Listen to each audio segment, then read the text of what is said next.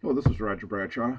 In this presentation, we're going to see a new feature in Race Director 2016, an announcer screen designed specifically for cross-country races. First, let's look at the setup for this race. We look in Tailor Options. On the Results 2 tab, we see that the cross-country scoring is set on for this race and that we're using the most common displacement rules of 5 and 7 that you see in almost all high school and college cross-country in the U.S. So this is a cross-country race. The announcer screen, depends on chip read data coming from a reader. In this case, we're using a ChronoTrack, but the announcer screen works for any of the supported chip systems that Race Director has. So if you're not familiar with ChronoTrack, don't be concerned. Most of this presentation will have little to do with the actual chip scoring system. But in this case, we are going to use ChronoStore, and I'm going to start the connection for this event and timing point. So we have ChronoTrack or ChronoStore started, so reads should be flowing directly from the reader into Race Director, and we'll use those in the announcer screen. The announcer screen is found under the Reports menu.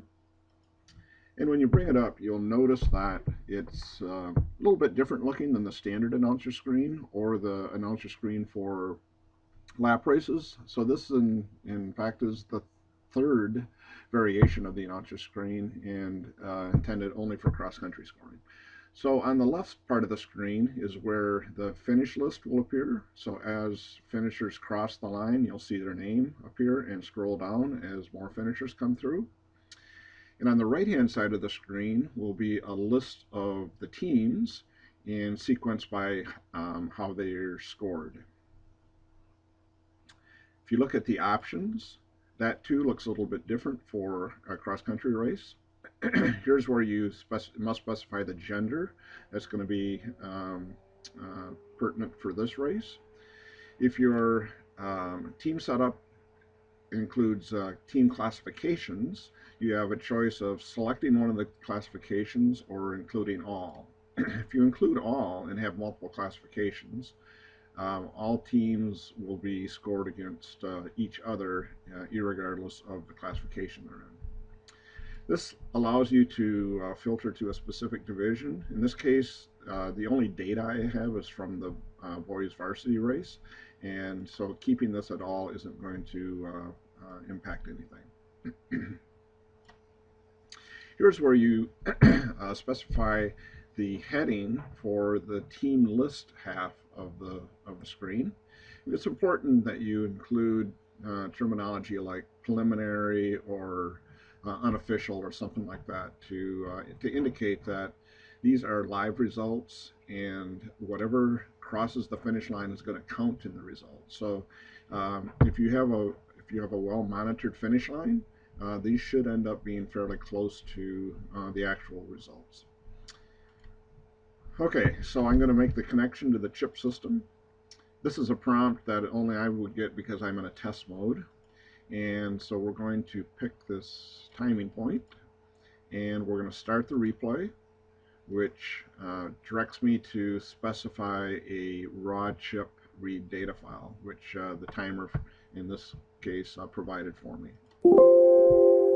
So this timing file has 268 reads, and the playback will begin as soon as I hit the begin key, which I'll do now. So you see the first read come through, and at this time I'm going to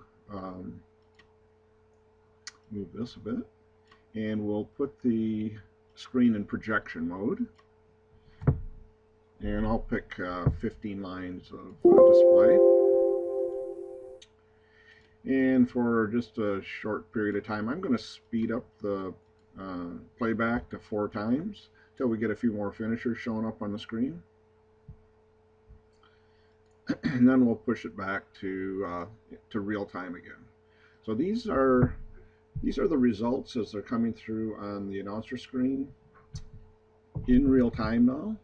The sequence of the team list is first by the number of finishers and then by the score. And while all teams are still in an incomplete status, The score is actually by the actual finish place and not the displaced finish place. As soon as a team has enough finishers to um, be counted as a valid full team, you'll see that the incomplete switches to the actual team placement. And in the first team with a full list of finishers has a perfect score because they're the only one with a full team.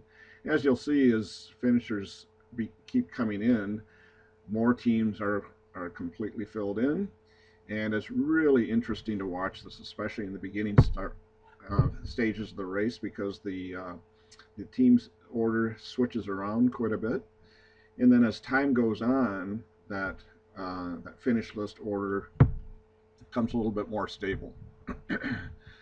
So the the early reports on the actual use of this screen have been very positive. Athletes like it, spectators like it. It really makes the event much more interesting when you can be watching the team scores as the race is ongoing. But I would say especially coaches like it because it really gives them a good insight as to what's actually happening. So as you can see, the race is proceeding, and more finishers are completing teams, and so the teams are filling out. The other thing, if you have um, the equipment and the resources as far as manpower to man the equipment, you could actually set up an announcer screen like this for split points as well. And that becomes really interesting as you watch the race score from split point to split point and finally to the finish.